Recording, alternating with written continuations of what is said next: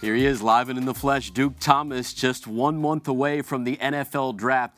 Duke, there we got to look at some sound from Pro Day, a very impressive Pro Day. And according to Gil Brandt, who's one of the most widely known talent scouts in NFL history, helped build the Cowboys dynasty in the 70s, he said, quote, Duke had a great Pro Day, definitely exceeded the expectations of NFL scouts who were there. 31 representatives from teams around the NFL. What kind of feedback have you been getting since that Pro Day?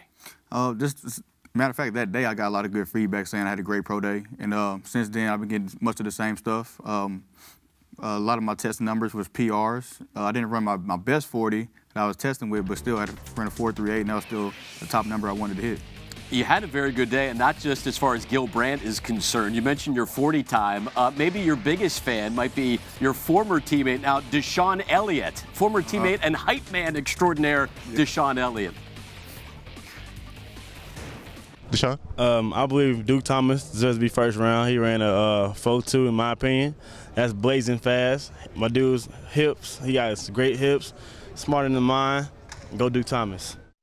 I've never heard of an opinion on a 40 time. I know you have representation, but he could be your agent. What kind of words of wisdom and advice have you tried to pass along to Deshaun and the younger members of that Texas secondary? Much of the same things he said, man. Just learning the playbook, being able to be efficient on the field, knowing as much as you can. The knowledge of the game allows you to play fast.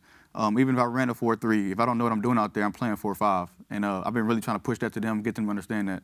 It seemed like after Quandre Diggs left for the NFL, you kind of took over as the vocal leader in that secondary and the overall leader. Was that a conscious decision heading into your senior year? Oh, yeah, of course. I mean, those guys before me did a great job leading. I felt like I never had to take on a more vocal leadership job because I had guys, seniors ahead of me who was vocal enough. And going into my last senior season, I felt like I really needed to take that control, be more vocal leader. Coach Strong asked me, and I stepped into that role, and it was comfortable. You bring up Coach Strong. How crucial, how important is this upcoming year for Charlie, year 3 of the Charlie Strong era on the 40 acres? Oh, it's very important. It's very crucial, but I feel like they're going to do a great job. I mean, all the guys I know that are there right now, he's going to definitely take over and definitely get it rocking and rolling. A lot of young guys we have playing on the defense this year, and I know they're going to do great. Looking forward to your career.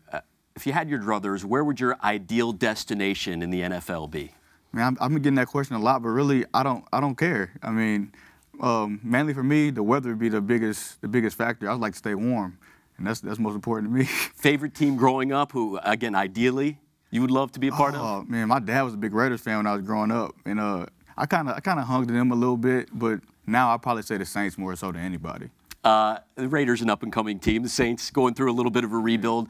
When you talk about, we were talking off camera just moments ago, you said the anxiousness, the waiting for the draft to come around and that whole process about a month away.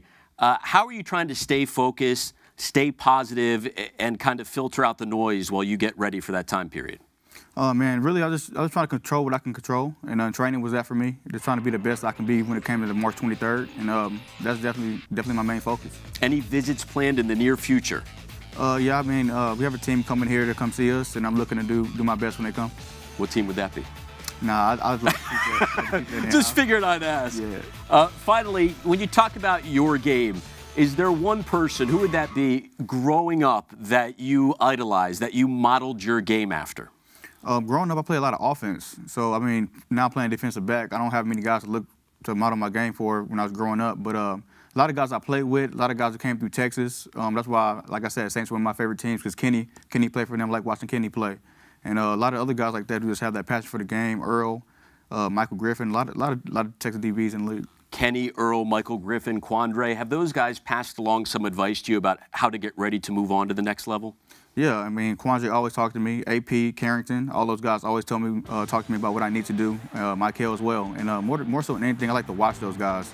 So, I mean, their actions will speak louder than anything they can tell me. All right, Duke, we're going to give you a chance here to sell yourself. Why should an NFL team take a chance on you for this upcoming season? Oh, man, I just feel like I'm going to compete with the best of them. I know the game. I know that I have great knowledge of the game. And I feel like not many more people. I mean, I've been around great defensive backs. I've been around a lot of guys who now first-round picks and now doing successful things in the league. And I feel like I play just as good as those guys. All right, Duke, we wish you the best of luck. Duke Thomas, former Longhorn, getting ready for the NFL. Thanks again, my friend. Of course. Hook 'em.